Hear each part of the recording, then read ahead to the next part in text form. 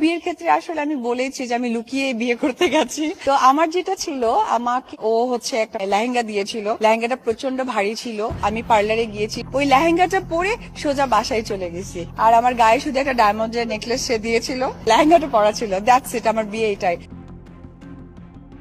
এবার নিজের দ্বিতীয় বিয়ের একদম সম্পূর্ণ বর্ণনা দিলেন ঢালিউডের জনপ্রিয় নায়িকা অপু বিশ্বাস। সম্প্রতি সোশ্যাল মিডিয়ায় ছড়িয়ে পড়া একটি ভিডিও চিত্রে তাকে নিজের মুখেই বলতে শোনা যায় ঠিক কিভাবে কোনো পরিস্থিতিতে এবং কি উপহার পেয়ে তিনি আবারও বিয়ের পিঁড়িতে বসেছিলেন।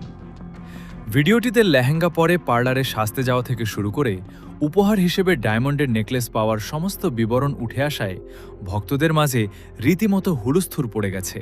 সবার মনেই এখন প্রশ্ন, শাকিব খানের অধ্যায় পেরিয়ে অপু কি তবে সত্যি নতুন কোনো জীবন শুরু করলেন? তবে একটু গভীরভাবে খোঁজ নিলেই বেরিয়ে আসে আসল সত্যটি। ভাইরাল হওয়া এই ভিডিওটি মোটেও বর্তমানের কোনো ঘটনা নয়, বরং এটি একটি সম্পূর্ণ পুরনো গল্প। ভিডিওটিতে অপু বিশ্বাসকে যে কথাগুলো বলতে শোনা যাচ্ছে তার পুরোটাই আসলে তার জীবনের অতীতের একটি অধ্যায়, অর্থাৎ সুপারস্টার শাকিব খানের সঙ্গে তার প্রথম গোপন বিয়ের সময়ের ঘটনা।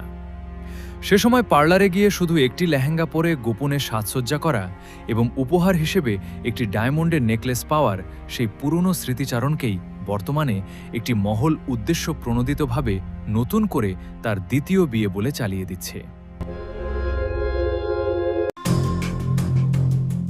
সামান্য ভিউ বা প্ররোচনার লোভে তারকাদের এই ধরনের পুরনো এবং আবেগঘন স্মৃতিগুলোকে বর্তমানের সাথে জুড়ে দিয়ে বিভ্রান্তি তৈরি করা অত্যন্ত দুঃখজনক। অপু বিশ্বাস সম্পর্কে এই পুরনো ঘটনাকে নতুন বলে চালিয়ে দেওয়ার বিন্দু মাত্র কোনো ভিত্তি নেই। দায়িত্বশীল জায়গা থেকেই আপনাদের সামনে আমরা এই ভুয়া খবরের আসল সত্যটা তুলে ধরেছি, যাতে আপনারা কোনো ধরনের বিভ্রান্তিতে না পড়েন। তারকাদের নিয়ে চলা এমন পুরনো ও বিভ্রান্তিকর গুঞ্জনগুলো সম্পর্কে আপনাদের নিজস্ব মতামত কি? জানিয়ে দিন কমেন্ট বক্সে।